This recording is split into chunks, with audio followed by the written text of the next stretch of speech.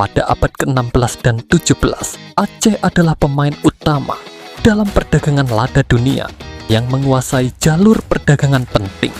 Lada dijuluki emas hitam karena nilainya yang sangat tinggi di Eropa, menjadi komoditas paling dicari. Aceh menguasai pelabuhan-pelabuhan strategis di pesisir barat dan timur Sumatera, memberi kontrol penuh atas jalur perdagangan. Eropa terpaksa tunduk pada aturan perdagangan Aceh jika ingin mendapatkan pasokan lada yang berharga ini. Kekuatan ekonomi ini memungkinkan Aceh membiayai tentara bayaran dan membeli senjata canggih dari berbagai sumber.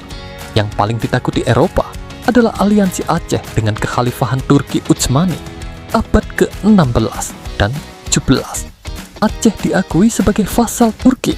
Turki mengirimkan ahli militer, teknisi senjata, dan pandai besi untuk melatih prajurit Aceh.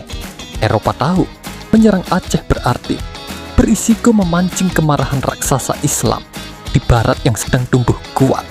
Dengan aliansi ini, Aceh menjadi kekuatan yang tak bisa diabaikan di peta dunia pada masa itu.